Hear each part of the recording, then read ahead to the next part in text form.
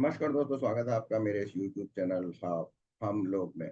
और इससे पहले मैं क्या आज के विषय पे आऊँ, मैं आपसे रिक्वेस्ट करता हूँ कि आप मेरे इस चैनल को सब्सक्राइब कर दीजिए जिन्होंने सब्सक्राइब नहीं किया, और जिन्होंने सब्सक्राइब किया वो बेल आइकन दबा दें ताकि उनको मेरे इस चैनल के नोटिफिकेशन जो भी वीडियो है उसकी मिलते रहे। तो आज मैं बात करूंगा तैमूर राणा की। जैसा आप सबको मालूम है कि जो दोस्त 26/11 का जो आतंकवादी था, जिसने मास्टरमाइंड था तैमूर राणा, जिसको अमेरिका से भारत प्रत्यार्पण करके ले आया गया है, और उसको अब 18 दिन की एनआईए की कस्टडी में दिया गया है, और जहां पर उससे एनआईए पूछताछ करेगी। तो मेरा सबसे पहले तो सवाल यह है कि 70 साल का तैमूर राणा अगर किसी तरह से जांच में सहायता दे, नहीं तो देगा, वो क्या बता पाएगा, क्या याद उसको होगा, क्या याद नहीं होगा, और वो कितनी डिटेल दे पाएगा। इस पे एक बहुत बड़ा प्रश्न चिन्ह है, क्योंकि जैसा आपको याद होगा कि सत्येंद्र जैन, जिसको दिल्ली में गिरफ्तार किया था ईडी और सीबीआई ने, और उन्होंने बाद में ये कह दिया था कि मेरी तो याददाश्त चली गई है और मैं कुछ भी याद नहीं है, तो तैमूर राणा, उसके जो वकील हैं, जो सलाहकार है, हालांकि भारत की तरफ से उसको एक सरकारी वकील दिया जाएगा जो कि एक बहुत ऊंचा वकील नहीं होगा, लेकिन फिर भी उसके जो दूसरे एडवाइजर हैं उसको सजेस्ट करेंगे कि आप तो ये कह दीजिए कि हमारी याददाश्त चली गई है। तो एक तो ये उनके कन्नी काट के रास्ते से कन्नी काट के निकलने का बहुत आसान तरीका है कि मैं तो 70 साल का हो गया हूँ। दूसरी बात, अगर उसको टॉर्चर किया गया तो वो सारे राज उगल देगा, और इन राज के डर से ही अ, भारत में विशेषकर कांग्रेस पार्टी में हड़कंप मचा हुआ है, और यहाँ तक कि कुछ लोग तो कह रहे हैं कि इससे सोनिया गांधी और शिवराज पाटिल की गिरफ्तारी भी हो सकती है।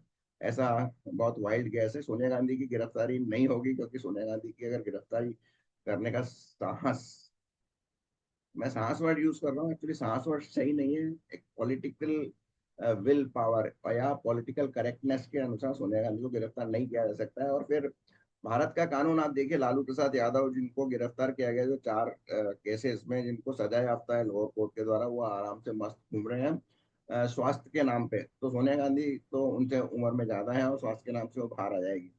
तो मेरा दूसरा पॉइंट ये है कि तफूर राणा ने अगर कुछ बता भी दिया कि पाकिस्तान का इसमें हाथ था, ये आया, प्लानिंग हुई थी, तो भारत पाकिस्तान का क्या बिगाड़ लेगा। ये तो जो भारत में भी अगर बात करें तो भारत में जो दो पक्ष हैं, एक जो कांग्रेस समर्थक हैं और जो मोदी समर्थक है। मोदी समर्थक जो हैं, जो या जो कांग्रेस विरोधी है, उनका ये मानना है कि इसमें कांग्रेस ने काफी ढील पोल बरती, कांग्रेस की गलती थी कि ये यहाँ पे हुआ, इंटेलिजेंस फेलियर था, कुछ कांग्रेसियों का मिलीभगत भी हो सकती है, ये सब वो लोग मानने को तैयार है। जबकि जो कांग्रेस समर्थक है वो मानते हैं कि नहीं, ये प्योरली एक हिंदू आतंकवाद का आरएसएस के द्वारा प्रायोजित एक स्पॉन्सर्ड एक अटैक था। और इसके लिए उन्होंने वो कलावा आजादी भी उन 10 आतंकवादियों के गांव में था, और बाहर भी कलावा था। ऐसा तो मैंने नॉर्मली हिंदू को भी पहने हुए नहीं देखा था, देखा है कभी।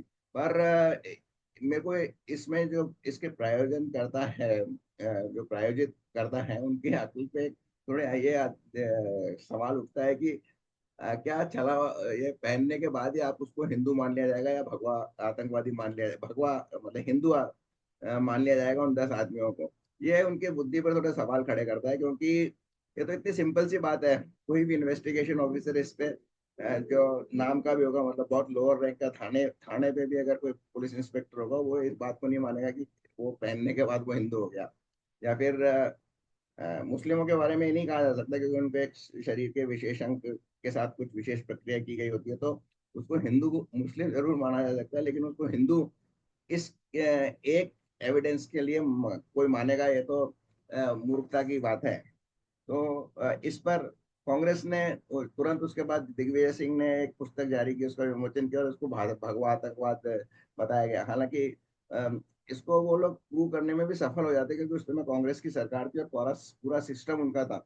वो तो भारत रत्न तुकाराम जी जो थे, उन्होंने अपनी जान देकर जिंदा पकड़ लिया था कसाब को, और उसके बाद उसका सारा अ, खेल खुला था कि वो पाकिस्तान का है। और वो भी तब कंफर्म हुआ जब पाकिस्तान के एक प्राइवेट चैनल ने उसके गांव में जाकर, फरीदकोट शायद उनके गांव का नाम है, वहां जाकर, पाकिस्तान का फरीदकोट, भारत का नहीं, पाकिस्तान के फरीदकोट में जाके वहां उसके पिता, माता पिता, उसके पेरेंट्स से कंफर्म करवाया कि हाँ ये हमारा ही बच्चा है।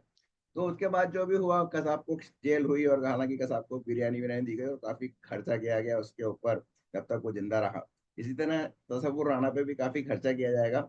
और उसको फांसी तो दे ही नहीं सकते हैं, वैसे फांसी दी भी नहीं जानी चाहिए, क्योंकि उससे समय समय पर राज उगलवाते रहने चाहिए। और अभी तक मोदी सरकार 4 साल और है, यानी राहुल गांधी की अगर सरकार आई भी तो 4 साल लगेगी, और 4 साल में कुछ जरूर कंक्लूसिवली इस पर जनता के सामने आ जाना चाहिए कि ये प्रूफ के साथ कि ये है, ताकि जो अब तक की अटकलें हैं वो सारी लोग बनाना बंद करें, और जो कांग्रेस के लोग हैं उसको डिफेंड कर रहे हैं उनको भी इतना बेनकाब किया जा सके। अभी आप देखिए कांग्रेस की जो रिएक्शन है, जो पृथ्वीराज चौहान जो कि भूतपूर्व मुख्यमंत्री हैं और केंद्र में भी मंत्री, महाराष्ट्र के भूतपूर्व मुख्य और केंद्र में भी मंत्री हैं, उनको कहना है कि इसको फेयर ट्रायल दी जानी चाहिए।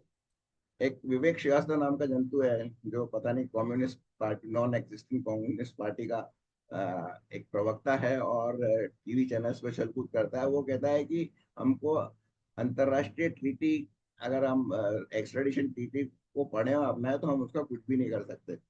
तीसरा कहता है कि उसको टॉर्चर नहीं किया जाना चाहिए। और तो और कन्हैया कुमार जैसे महान नेता जो नए नए आए हैं, वो कहते हैं कि ये तो ध्यान भटकाने के लिए अमेरिका से भारत में इसको लाया गया है, ताकि जो वर्तमान में समस्याएं वर्तमान में समस्याएं जो है वो बेरोजगारी, महंगाई की, वो मानते हैं हमेशा। वो इनका चाहे सपा के प्रवक्ता हो चाहे कांग्रेस के प्रवक्ता हो, उनका वही टेप रिकॉर्डर चल जाता है। तो वो उसका उनसे ध्यान भटकाने के लिए इसके लाया गया। तो अंततः तो तफूर राणा को फिर भारत 20-25 करोड़ रुपए उसकी ट्रायल और उस पर खर्च करेगा, उसके रखरखाव, उसकी सिक्योरिटी पे खर्च करेगा। निष्कर्ष कुछ भी नहीं निकलना है, कुछ यदि आउटकम निकला भी तो उसका कोई महत्व नहीं होगा, क्योंकि पाकिस्तान इसको मानेगा नहीं। और अगर भारत के कुछ इंटरनली कुछ, जैसा कि लोग कहते हैं कि कांग्रेस के कुछ नेता उसमें आ सकते हैं चपेट में, तो उनका भी कुछ नहीं होगा। ये भारत का कानून है, क्योंकि मिल और तो बैठे ही हैं। जैसा कि आप देख रहे हैं कि वक्फ कोर्ट के कानून पर क्या प्रक्रिया आएगी, का इसको एक्सेप्ट तो कर ही लिया सुनवाई के लिए उसके अगेंस्ट में, मतलब 100 के करीब ऑलरेडी याचिकाएं लग चुकी हैं।